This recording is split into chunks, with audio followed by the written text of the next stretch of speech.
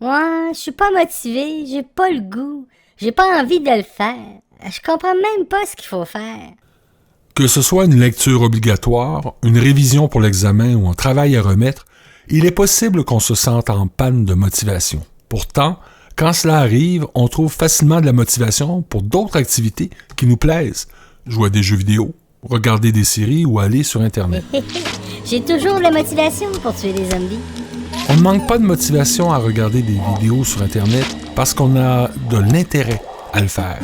On a le désir et du plaisir dans l'activité. Cette motivation provient du circuit de la récompense.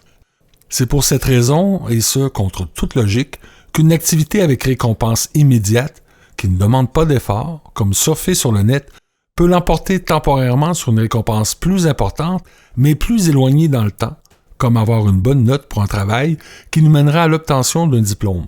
Mais le circuit de la récompense n'est pas la seule source de motivation. La seconde source s'appuie sur une démarche volontaire et est en lien avec le cortex orbitofrontal qui entre en jeu dans le processus de décision. C'est un peu comme si notre cerveau analysait la situation en termes de coût-bénéfice. Est-ce que ça vaut la peine d'investir ce temps et cette énergie maintenant pour obtenir quelque chose de plus important plus tard? Lorsque les bénéfices d'une activité sont plus importants à nos yeux que les efforts qu'on doit y mettre, nous sommes motivés. Ça a du sens pour nous. Je sais bien, mais là, je viens d'arrêter de gamer, puis 1h du matin. Je suis fatigué, j'ai pas de volonté. La motivation ne repose pas que sur l'envie ou la volonté. Elle est une affaire de stratégie. Voici les 3 stratégies pour garder sa motivation. Premièrement, anticiper les obstacles. On connaît déjà les tentations auxquelles on succombe facilement.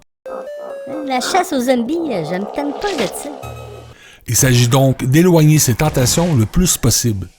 Il est plus facile à notre cerveau de les éviter que d'y résister. En voilà un qui a plus de cerveau. Par exemple, avant une séance d'études, on verrouille son téléphone, on débranche la console de jeu ou on se déconnecte de notre compte Netflix pour la soirée. L'important est de prendre la décision avant d'être confronté à une notification d'un ami ou au désir de regarder un épisode. 2. Passer un contrat avec un ami. Avant de passer les 4 prochaines heures sur un travail de recherche, on peut se faire un pré-engagement avec soi-même ou encore mieux avec un ami. On s'engage simplement à faire son travail sans interruption pour les 4 prochaines heures et en retour, on prévoit jouer en ligne à un jeu vidéo par exemple. Cet engagement pèse dans la balance des coûts-bénéfices pour notre cerveau et cela crée une motivation supplémentaire. 3. Fractionner le but en plusieurs sous-objectifs. Si on a tendance à se décourager rapidement, on peut diviser la tâche en plusieurs objectifs.